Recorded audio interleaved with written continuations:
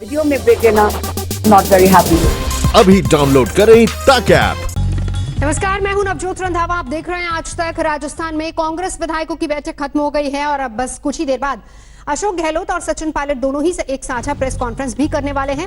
करीब 1.5 घंटे की बैठक में पार्टी के महासचिव और राजस्थान के कांग्रेस के राज्यसभा उम्मीदवार केसी वेणुगोपाल भी इस मीटिंग में मौजूद रहे। तो थोड़ी देर बाद दोनों की साझा प्रेस कॉन्फ्रेंस होगी। अशोक गहलोत और सचिन पायलट दोनों साझा प्रेस कॉन्फ्रेंस करेंगे। ये सीधी तस्वीरें वहीं से दिखा रहा है जहां तैयारियां चल रही हैं प्रेस कॉन्फ्रेंस की। आपको बता दें कि 19 जून को चुनाव होना है राज्यसभा का। 3 सीटें हैं और इसी को लेकर अब माथापच्ची चल रही है। कांग्रेस की तरफ से 2 उम्मीदवारों को मैदान में उतारा गया है। बीजेपी ने भी दोनों उम्मीदवारों को मैदान में उतारा है।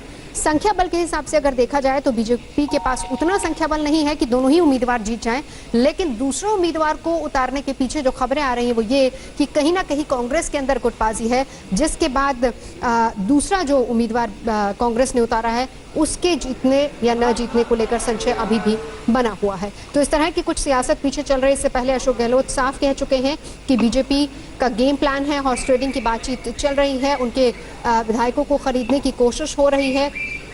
25 करोड़ तक का ऑफर दिया जा रहा है। कैश ट्रांसफर भी हो रहा है। इसको लेकर शिकायतें भी काफी की गई हैं। कांग्रेस ने बता दें अपनी तरफ से केसी वेणुगोपाल और नीरज डांगी को मैदान में उतारा है। बीजेपी ने राजेंद्र गहलोत को मैदान में उतारा है और ओंकार सिंह को मैदान में उतारा है। और अगर संख्या बल के हिसाब से देखा जाए तो बीजेपी केवल एक ही सीट जीत सकती है, क्योंकि जीत के लिए 51 वोट चाहिए हर प्रत्याशी के लिए, और उस हिसाब से बीजेपी के पास नंबर कम है। कांग्रेस के पास 102 अपने वोट हैं, इसके अलावा इंडिपेंडेंट है। शरद हमारे सहयोगी इस वक्त हमारे साथ जुड़ चुके हैं। शरद, बस कुछ ही क्षणों में प्रेस कॉन्फ्रेंस शुरू होने वाली तस्वीरें तो हम देख रहे हैं, लेकिन ये बताइए कुल मिलाकर इस बैठक में, क्योंकि जिन बातों को लेकर माथापच्ची होनी थी, चर्चा होनी थी, क्या कुछ रहा? देखिए, अभी सचिन पायलट अशोक गहलोत के साथ जो विधायकों के साथ मीटिंग थी उसमें नहीं थे, अब आए हैं सामने। अभी आपने तस्वीरें देखी होगी, तलखी दिख रही है, आमने सामने हुए लेकिन एक दूसरे को अभिवादन नमस्कार दोस्तों, बहुत ही फॉर्मल ढंग से किया, एक दूसरे को देखे भी नहीं। और प्रेस कॉन्फ्रेंस शुरू हो गई है नौजवान। अब जी, चलिए सुनते हैं प्रेस कॉन्फ्रेंस। और यहाँ तक आने में थोड़ा सा देरी हो गई, आपको इंतजार करना पड़ा। आज की इस विशेष पत्रकार वार्ता में मैं सबसे पहले मुख्यमंत्री माननीय अशोक गहलोत जी का, उप मुख्यमंत्री श्री सचिन पायलट जी का, हमारे अखिल भारतीय कांग्रेस कमेटी के संगठन प्रभारी और जो राज्यसभा में राजस्थान से उम्मीदवार भी हैं, पूर्व केंद्रीय मंत्री केसी वेणुगोपाल जी का, हमारे प्रभारी महासचिव श्री अविनाश पांडे जी का, इस पत्रकार वार्ता में मैं स्वयं की ओर से भारतीय राष्ट्रीय कांग्रेस और राजस्थान प्रदेश कांग्रेस कमेटी की ओर से स्वागत करता हूं। इससे पहले कि मैं मुख्यमंत्री जी और प्रदेश कांग्रेस कमेटी अध्यक्ष को ये कहूं कि वो अपनी बात आपसे कहें, कुछ शब्दों में आज की इस पत्रकार वार्ता का विषय मैं आपके समक्ष रखना चाहूंगा। आज जब पूरा देश कोरोना वायरस से लड़ रहा है तो भारतीय जनता पार्टी का नेतृत्व प्रधानमंत्री श्री नरेंद्र मोदी जी और अमित शाह जी की जोड़ी वो प्रजातंत्र को ध्वस्त करने में, वह लोकतंत्र का चीरहरण करने में पूरे देश में लगे हैं। प्रजातांत्रिक मर्यादाओं, परंपराओं और संस्कारों, उनको पूरी तरह से पूरे देश में रोंद रहा भारतीय जनता पार्टी का नेतृत्व सत्ता हथियाने के लिए किसी हद तक भी गिर सकता है, ये बार बार पूरे देश में साबित हुआ है। ऐसा लगता है कि प्रजातंत्र का चीरहरण ही भारतीय जनता पार्टी का चाल चेहरा और चरित्र बन गया है। लोग अपनी सरकारों को, कोरोना महामारी में पूरे देश और प्रदेशों की जनता अपनी अपनी सरकारों को बड़े ध्यान से देख रहे हैं। कौन दर्द बांट रहा है और कौन प्रजातंत्र को बांट रहा है। लोग चुने हुए प्रतिनिधियों को, सरकारों को और मीडिया के साथियों पर भी इस बारे में प्रदेश और देश की जनता नजर रखे। राजस्थान सरकार ने और राजस्थान में कांग्रेस पार्टी ने कोरोना से लड़ने में अभूतपूर्व कार्य किया है, ये जग जाहिर है। भीलवाड़ा मॉडल की चर्चा, न केवल उसकी प्रशंसा देश के प्रधानमंत्री ने स्वयं आगे बढ़कर उन्हें करनी पड़ी, देश की सरकार ने भीलवाड़ा मॉडल को स्वीकार किया, पर विदेशों तक भीलवाड़ा मॉडल जो है वो प्रचलित हो गया। ये राजस्थान की कांग्रेस की सरकार ने श्री अशोक गहलोत जी और उप मुख्यमंत्री श्री सचिन पायलट जी के नेतृत्व में कर दिखाया। राजस्थान में मनरेगा का जो काम है, मनरेगा के काम के सृजन में शायद देश में सबसे पहले पायदान पर राजस्थान है। कोरोना महामारी में डायरेक्ट बेनिफिट ट्रांसफर, सीधा लोगों के खाते तक पैसा ट्रांसफर करने का काम भी राजस्थान की सरकार ने किया। यहां तक कि सब मुख्यमंत्रियों की बैठक में हिंदुस्तान के प्रधानमंत्री को राजस्थान की सरकार और राजस्थान के मुख्यमंत्री की प्रशंसा करनी पड़ी और कहना पड़ा कि ये वो उदाहरण है जैसे सेवा का काम कोरोना महामारी में होता है। एक नारा राजस्थान सरकार ने कोरोना महामारी में दिया था, मैं केवल 1 मिनट और लूंगा, कि राजस्थान सतर्क है। आज हम ये कहना चाहते हैं कि राजस्थान न केवल कोरोना महामारी से लड़ने में सतर्क है, पर राजस्थान के मुख्यमंत्री श्री अशोक गहलोत जी, राजस्थान के उप मुख्यमंत्री श्री सचिन पायलट जी, हमारे मंत्रीगण, हमारे विधायकगण, हमारे समर्थक विधायकगण प्रजातंत्र की रक्षा में भी उतने ही सतर्क हैं। और हम सब आपके बीच में केवल आज ये कहने के लिए एकत्रित हुए हैं कि राजस्थान की वीर भूमि शेखावटी के वीरों को शायद भारतीय जनता पार्टी का नेतृत्व सही नहीं पहचान पाया। शेखावटी के वीरों को, राजस्थान की वीरभूमि को ना कोई हरा पाया है, ना हरा पाएगा। और प्रजातंत्र की मजबूती के यज्ञ का संकल्प जो राजस्थान के मंत्रियों, विधायकों, साथियों, मुख्यमंत्री, उप मुख्यमंत्री जी ने लिया है, वो निर्णायक तरीके से साकार होगा इस राज्यसभा के चुनाव में भी और जनसेवा के इस यज्ञ और संकल्प में भी। इन्हीं शब्दों के साथ अब मैं सबसे पहले अनुरोध करूंगा कि इस पत्रकार वार्ता को श्री अशोक गहलोत जी संबोधित करेंगे। श्री अशोक गहलोत जी।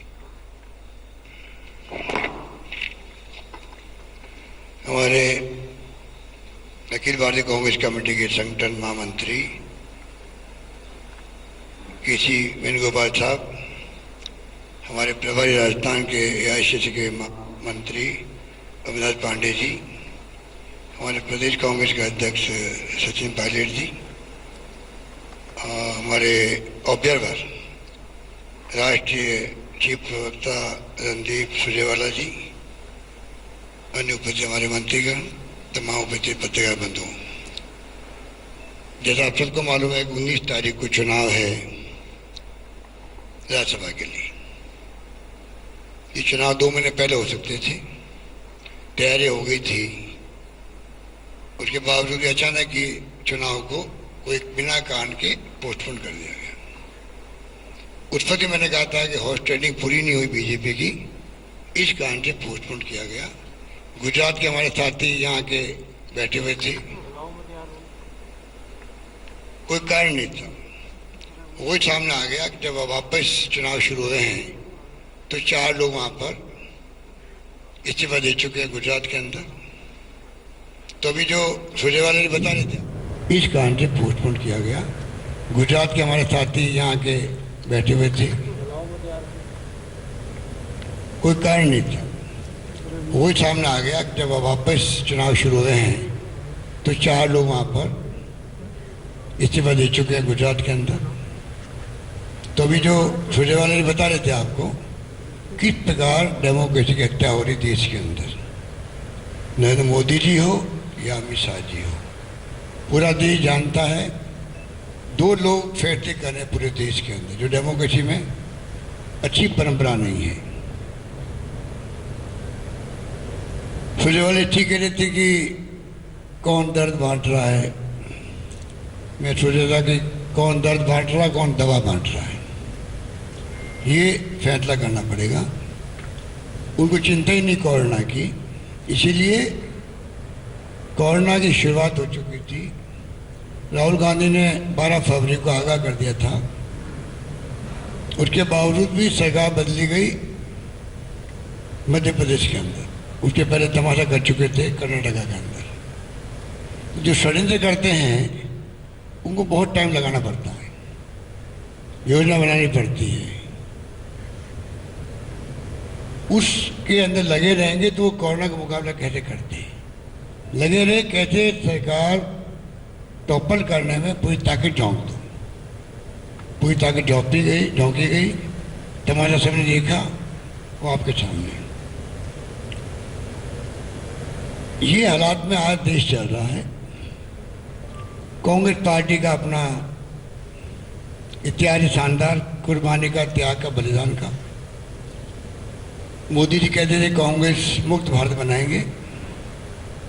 कांग्रेस मुक्त कभी होगी नहीं देश से, देश के रग रग में घुसी हुई है, देश के डीएनए के अंदर है। पर मोदी जी, उनकी सरकार, उनकी पार्टी, वो नेताबूत कभी हो जाता आश्चर्य नहीं करना चाहिए, क्योंकि जनता देख चुकी है उनके कारनामों को, उनकी हरकतों को, उनकी सोच को, किस प्रकार से वो फासिस्टी सोच के साथ में चल रहे हैं, किस प्रकार से डेमोक्रेसी में उनका विश्वास नहीं, खाली चेहरा पहना हुआ उनके। ये तमाम बातें उनकी सबके देश के सामने आ चुकी है। जाति के नाम पर, धर्म के नाम पर कब तक लड़ाओगे आप लोगों को।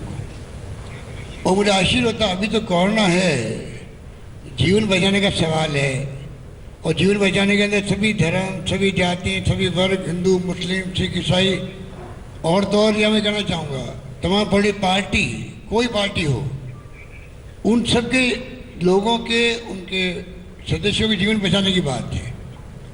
जब जीवन पे खतरा हो और उस वक्त भी अगर सब मानव एक नहीं हो, सभी पॉलिटिकल पार्टियों के लोग, सभी धर्मों के लोग, सभी वर्गों के लोग, आप बताइए इस कोविड-19 का मुकाबला कैसे कर पाओगे।